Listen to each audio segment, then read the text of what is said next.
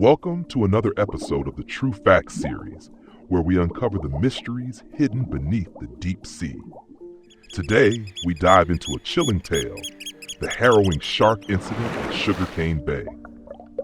The man in the diving suit you see in the photo is Brett.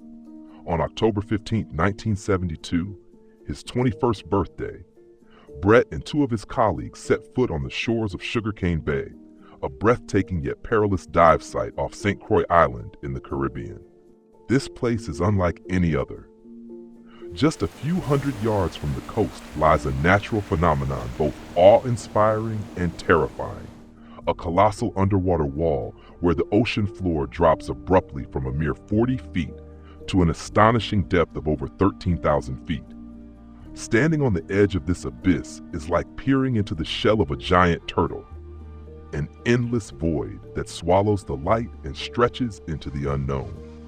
The sheer depth of this chasm could easily engulf the tallest mountain peaks of North America. Yet, despite its haunting vastness, it teems with life.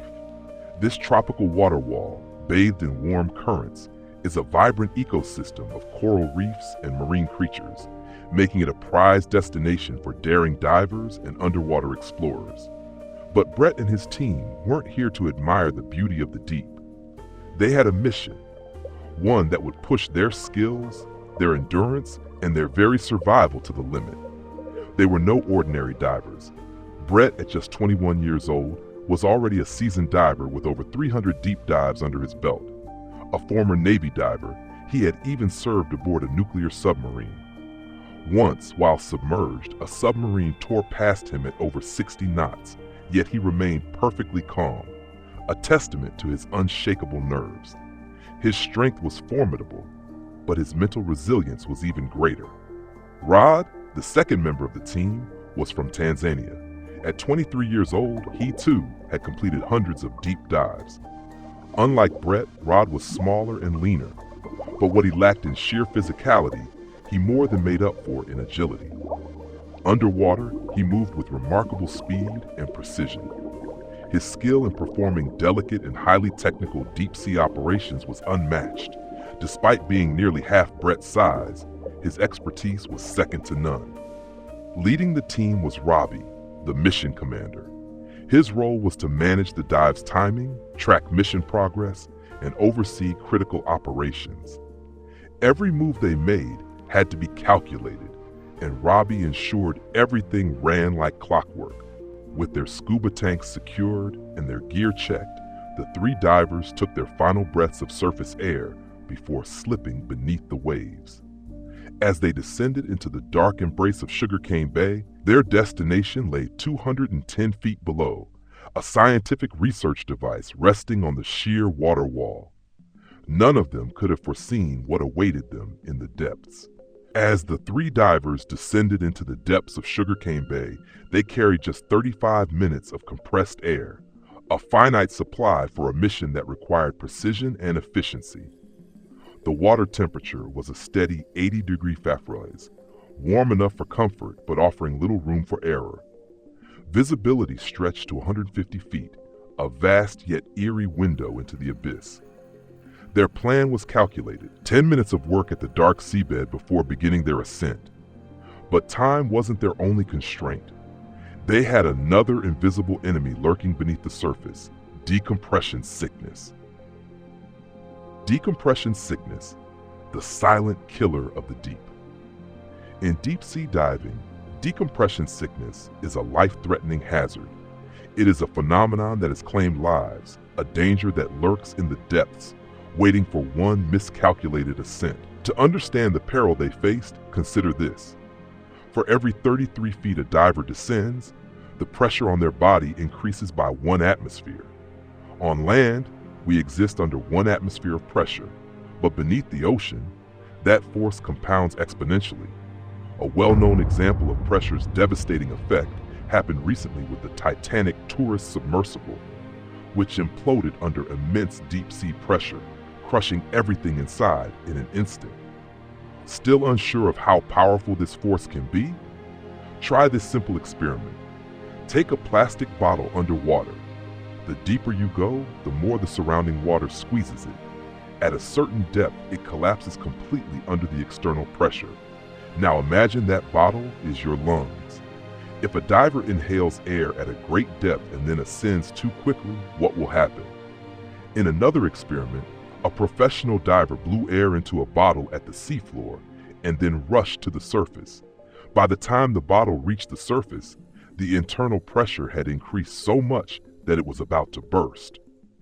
But what if this was your lungs? This is the principle of decompression sickness.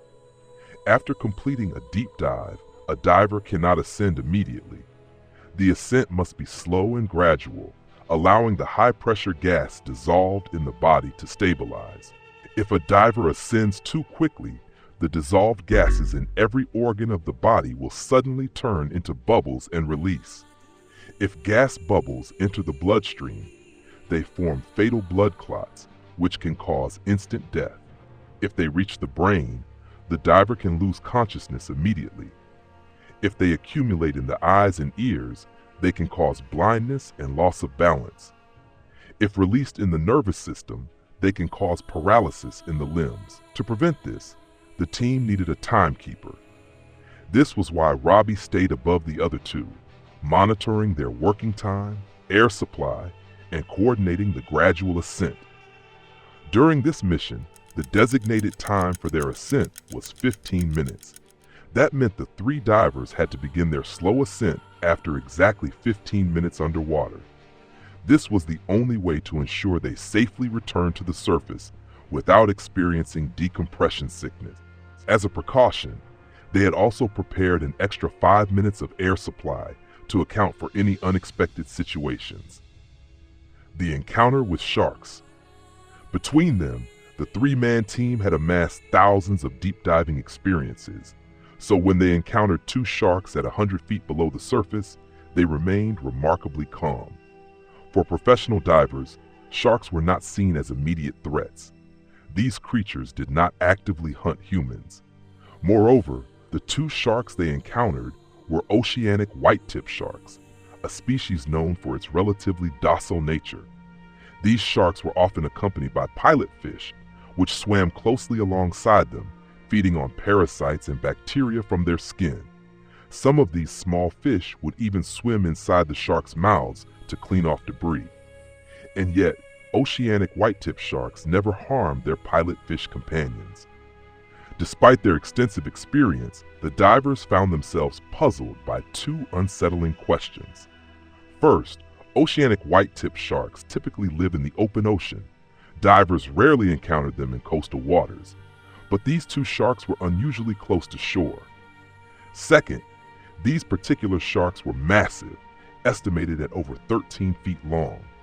Sharks of this size typically stayed far from coastal areas, preferring the vast openness of the deep sea. They were often seen trailing behind ships, scavenging for food. Why had these two appeared alone near the underwater wall? There was no time to dwell on the mystery. The three divers continued their descent, brushing past the sharks, which soon disappeared into the depths. At 210 feet, the team successfully completed their mission. Above them, Robbie, the timekeeper, signaled from his position. Their 15-minute limit was up. It was time to ascend. The three divers started their return to the surface, with Robbie leading the way. Brett followed in the middle, while Rod, the Tanzanian diver, was at the rear. As they ascended, Brett noticed something strange. Robbie, who was supposed to set the pace, was moving too slowly. Was he running low on air? Concerned, Brett caught up, leveling himself alongside Robbie. It was then that he realized Robbie wasn't struggling. He was intentionally slowing down. With an urgent hand signal, Robbie pointed downward toward Rod. Brett turned his gaze downward. Rod was still near the underwater wall. He had not followed them up. Worse still, a thick cloud of sediment swirled around him, completely obscuring his figure, like a murky underwater storm. At first, Brett thought Rod's air hose had malfunctioned. Perhaps he needed emergency assistance. Fortunately, Brett had conserved more air than expected. He could afford to go back and help. Without hesitation, Brett dove back down toward Rod. Above him, Robbie remained at his position, monitoring the situation from above. As Brett entered the murky cloud, he quickly realized this was no equipment failure. It was the shark. One of the massive oceanic whitetips, nearly 4 meters long, had clamped its jaws around Rod's thigh. The predator was thrashing violently, its powerful grip refusing to let go. The situation was spiraling into a nightmare. Brett looked up. The swirling mud and blood had completely engulfed him and Rod, cutting off visibility. He could no longer see Robbie above. Worse still, Robbie didn't have enough oxygen to dive down and assist. Brett had no choice. He struck the shark hard, aiming for its gills, one of the few sensitive spots on its body. After a few blows, the first shark finally released Rod and retreated. But before Brett could react, the second shark lunged forward. With terrifying speed, it sank its teeth deep into Rod's lower leg. The surrounding water was a murky, chaotic mess. Brett had no choice but to continue fighting the sharks. But just as he was trying to fend off the second shark, the first one returned, sinking its teeth into Rod's leg once more. Now, the two sharks worked together, dragging Rod toward the edge of the underwater cliff. Brett clung to Rod with all his strength, trying to pull him back. But underwater, the force of two sharks was overwhelming. He couldn't fight them off. In the next moment, both of them were pulled over the cliff's edge, plummeting into the abyss. They fell like free-falling bodies, descending rapidly along the underwater wall. As they dropped, Brett and Rod kept struggling against the sharks, landing desperate blows to drive them away. But the more they fought, the faster they burned through their remaining air supply. Brett glanced at his depth gauge. It was maxed out at 325 feet, but they were still falling deeper. Then, by some stroke of luck, Brett grabbed onto a small sandy ledge on the underwater wall. Clutching it with all his might, he pulled Rod toward him. It was only at this moment that Brett finally got a clear look at Rod's condition. What he saw horrified him. Rod's left leg was nearly severed, with most of the tissue gone. His chest had been brutally torn open by the shark's teeth. For the first time, fear took hold of Brett. He wrapped his arms around Rod, using every ounce of strength to swim upward. He needed to get them out of there. But just seconds later, the sharks returned. One of them lunged again, sinking its teeth into Rod, dragging him back toward the abyss. This time, Brett was pulled down with him once more. And then, death arrived. Brett suddenly realized a far worse problem. His breathing had become labored, like trying to suck pudding through a straw. This meant he only had a few breaths of air left. A second later, the shark wrenched Rod away from Brett's grasp. Brett felt his lungs tighten. He was on the verge of suffocation. He couldn't save Rod anymore. The only thing he could do now was focus on saving himself. But he was still far deeper than 325 feet. His oxygen was almost gone. Even if he somehow made it to the surface, he wouldn't escape decompression sickness. He was staring at the very real possibility of instant death. Panic surged through him. He kicked upward, swimming frantically toward the surface. Then his air completely ran out. He checked his depth gauge again, still stuck at 325 feet. The frigid deep-sea temperatures, the claustrophobic darkness, and the hallucinatory effects of nitrogen narcosis were all closing in on him. He had to stay awake. He forced himself to focus. I can't fall asleep. I can't fall asleep. His eyes locked onto the faint, flickering glow of the surface. He kicked harder, keeping his movements controlled, refusing to panic.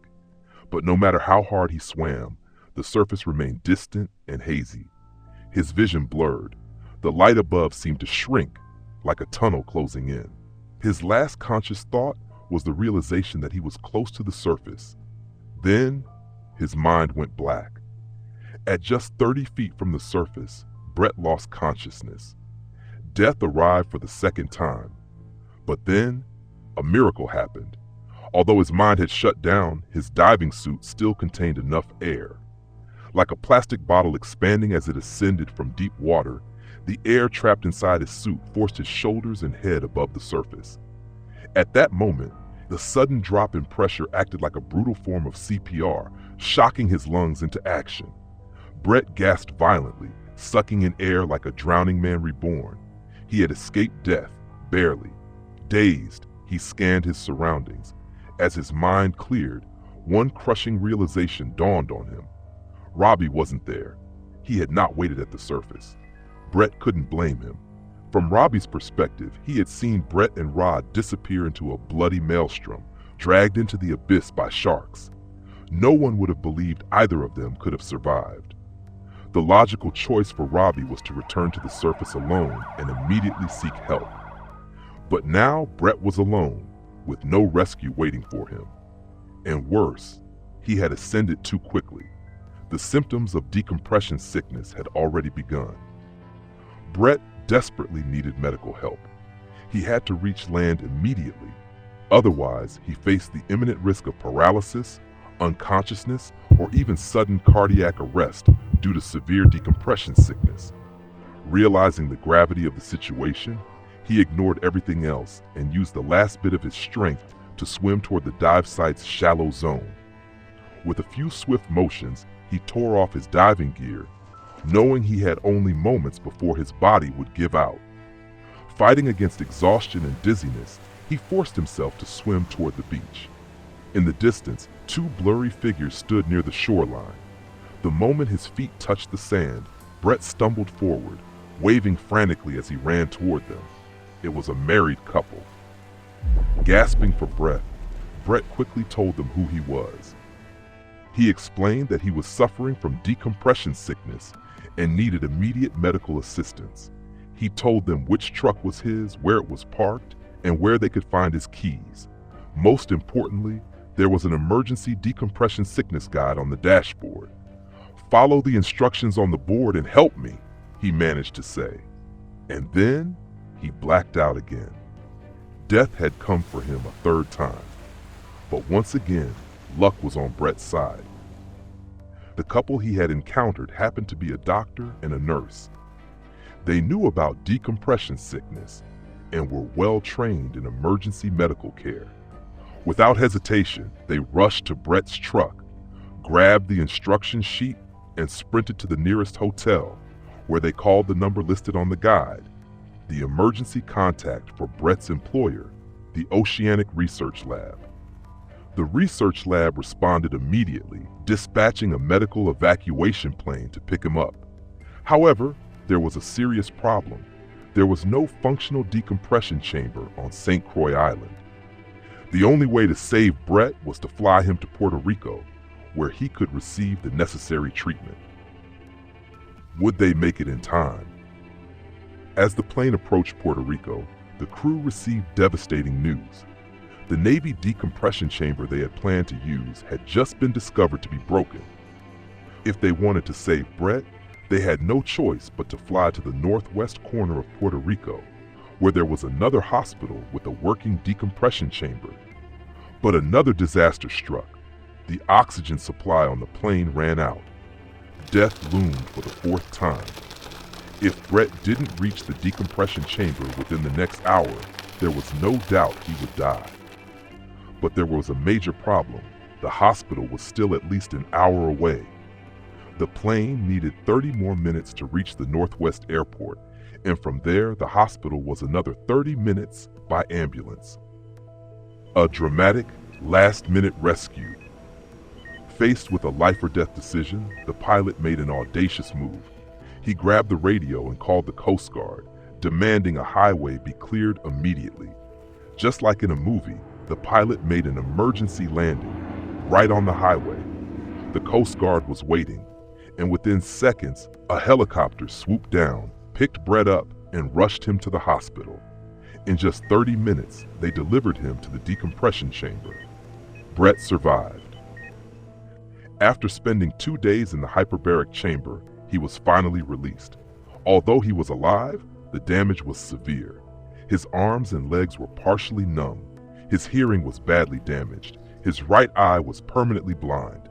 But despite all this, he had cheated death 4 times and survived. Decades later, Brett's reflection on his survival. In 2021, at the age of 70, Brett was interviewed on television. He recounted his terrifying ordeal, reflecting on the incredible series of events that had saved his life. He mentioned one particularly bizarre part of the story: his return home. Back in 1972, St. Croix had a small population, and few families had telephones. Brett's family didn't own one, so they had no idea what had happened to him. When he was discharged from the hospital on the third day, he still hadn't contacted his family. A Navy plane flew him back to St. Croix, but when he landed, he didn't even have money for a taxi. He found a driver willing to take him home, but as they approached his neighborhood, Brett noticed something strange. Near the country club, a large number of cars were parked outside. Curious, he asked the driver to stop. Maybe it was a wedding or some kind of celebration, he thought. So he decided to go inside and take a look. Brett attends his own funeral. As Brett stepped into the country club, he was shocked to discover that it was his own memorial service. The moment he walked in, all eyes turned toward him, filled with sheer disbelief and terror. He had just crashed his own funeral. The reaction was indescribable. Some gasped, others froze in shock, and then in an instant, the atmosphere exploded into overwhelming emotion.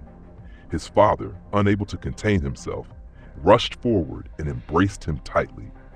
The confusion made sense.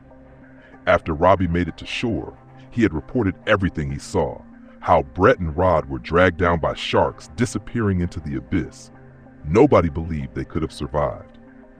The memorial service had been arranged under the assumption that both men were dead. A week later, once it was confirmed that Rod would not be returning, a second memorial service was held, this time for him alone. This marked the official end of the Sugarcane Bay shark incident, or so it seemed. The investigation begins. Why did the sharks attack? The story wasn't over yet. Authorities still had unanswered questions. Why did the oceanic white-tip sharks attack? Brett's eyewitness account was brought into question. Could his story be fully trusted? There was another pressing issue. Oceanic white-tip sharks were not known to attack divers. Their behavior in this incident was highly unusual. According to Brett, he had been attacked 4 times in a single year. That level of aggression was unheard of. Traditionally, only 3 species of sharks were known for deliberately attacking humans. The great white shark, the most infamous of all, responsible for over 300 confirmed attacks worldwide. It is a true apex predator. The tiger shark, recognizable by its striped skin, this species is a highly aggressive hunter, willing to eat anything from tin cans to car license plates. However, it doesn't actively seek out humans as prey. Most tiger shark attacks happen because they bite with excessive force while hunting. The bull shark. Short and stocky, bull sharks are uniquely dangerous because they can survive in both saltwater and freshwater, allowing them to inhabit rivers where humans frequently swim.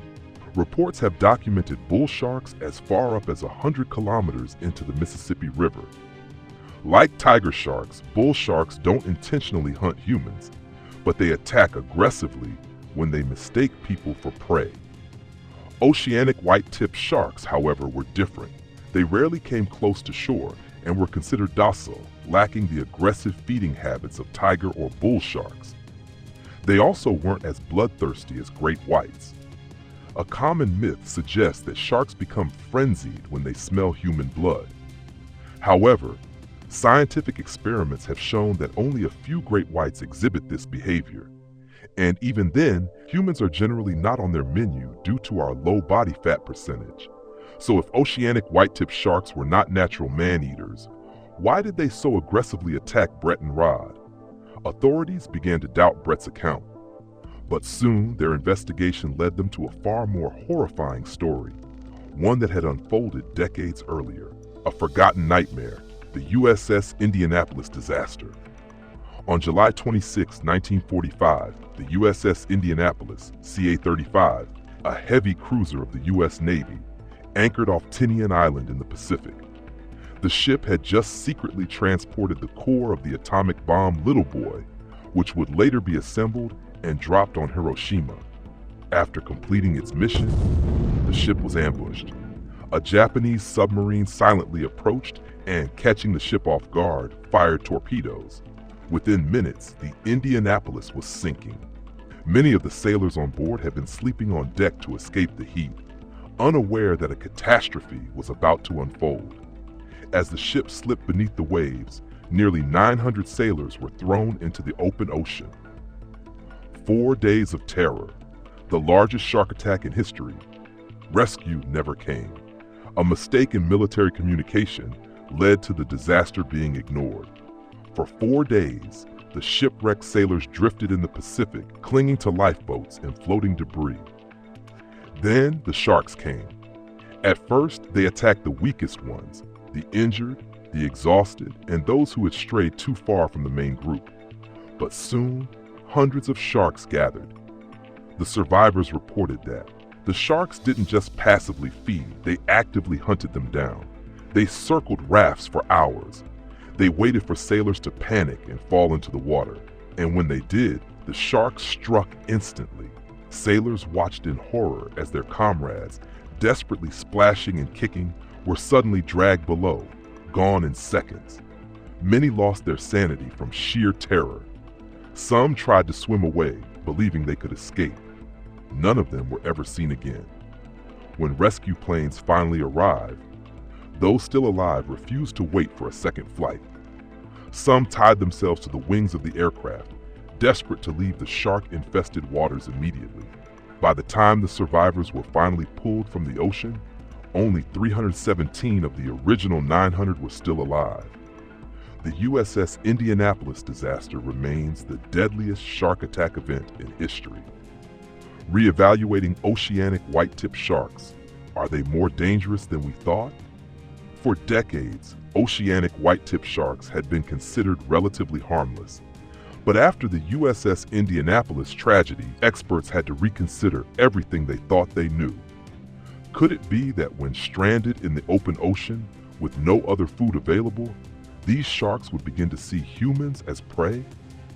Was it possible that the oceanic white-tipped sharks that attacked Brett and Rod had been behaving the same way their ancestors had in 1945? Had they been starving? Was their presence near Sugarcane Bay an ominous sign that something had changed in the ecosystem? Brett's encounter raised terrifying questions. Were these gentle sharks more dangerous than anyone had ever realized? And if so, how many more people had disappeared at sea, never to return because of them? Unraveling the truth, what really happened? If the oceanic white-tipped sharks were not typically aggressive toward humans, then why did they attack Brett and Rod so viciously? And more importantly, why did these two sharks appear in shallow waters just a few hundred meters from shore? The underwater wall at Sugarcane Bay was rich with marine life. Food was abundant. If hunger had driven them from the open ocean, why would they choose to attack humans instead of feeding on the local fish population? The authorities continued their investigation. As they spoke with diving experts, they stumbled upon a bizarre legend that had been passed down for centuries.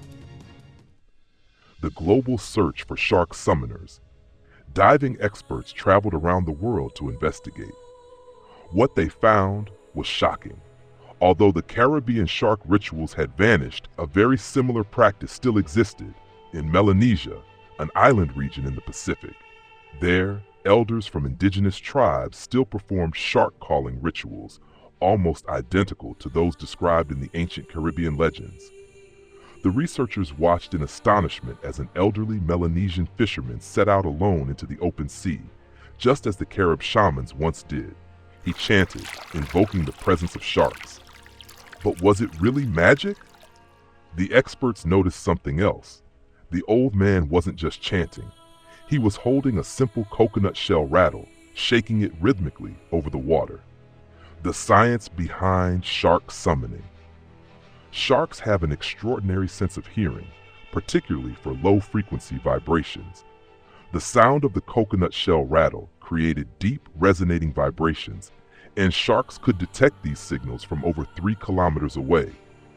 In nature, low-frequency vibrations are often associated with schools of fish moving in the water, signaling an easy hunting opportunity for predators.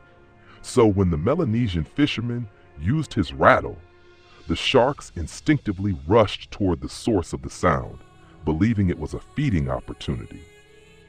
Once this ancient technique was decoded, researchers even built a modern version of the shark calling device, a plastic tube with perforations designed to emit low-frequency vibrations.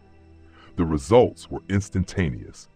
Within seconds, a shark suddenly appeared, lunging toward the divers and knocking one of them off balance. The true cause of the Sugarcane Bay shark attack. With this knowledge, investigators finally pieced together the mystery of what had happened to Brett and Rod. In 1972, the local government provided an official explanation for the attack. A U.S. Navy submarine had been operating near Sugarcane Bay, conducting classified maneuvers. The low-frequency noise from the submarine likely triggered the same instinctive feeding response in the oceanic white-tip sharks, drawing them toward the area. The Oceanic Research Lab had been unaware of the Navy's presence and had mistakenly sent Brett, Robbie, and Rod into a dangerously active shark zone. Thus, Brett's account was confirmed as true. He had risked his life to save Rod, diving as deep as 400 feet, 122 meters, in an act of extraordinary bravery. In recognition of his heroism, the Virgin Islands government awarded him the title of National Hero. Brett's legacy, from survivor to millionaire entrepreneur. Despite his terrifying brush with death, Brett never feared the ocean. Instead, he embraced it. Using his diving expertise and business acumen, he went on to establish his own company. Initially, his business specialized in diving consultancy, providing training services for the U.S. Coast Guard. Later, he expanded into underwater photography and videography, eventually becoming one of the leading figures in the industry. Today, at 72 years old, Brett is a self-made multimillionaire. Despite everything, the sharks, the deep-sea abyss, the 4 near-death encounters, he remains passionately devoted to the ocean. The real villain, humanity's war against sharks. Sharks are not our enemies. Marine biologists have warned that our fear-driven perception of sharks has seriously endangered their survival. For example, in the 1960s, oceanic white-tip sharks were one of the most abundant shark species in the world. But with the rise of commercial deep-sea fishing, their numbers have plummeted to critically low levels. They have existed for 180 million years, outlasting dinosaurs and surviving multiple mass extinctions. Yet now, they are at risk of disappearing because of human activity. Should we really be the ones to wipe them out? The end of the story, or just the beginning. And so the Sugarcane Bay shark incident officially came to a close. Or did it? Perhaps the real horror isn't sharks. Perhaps the real horror is what happens when humans interfere with the balance of nature. Final thoughts: the fear of the deep. This story was filled with terror, survival, and the unknown horrors lurking beneath the waves. Deep-sea shark attacks, near-death experiences, ancient ocean magic. These are the primal fears that touch something deep in our DNA. Even now, as we read these words, who knows what mysteries still wait beneath the ocean's surface?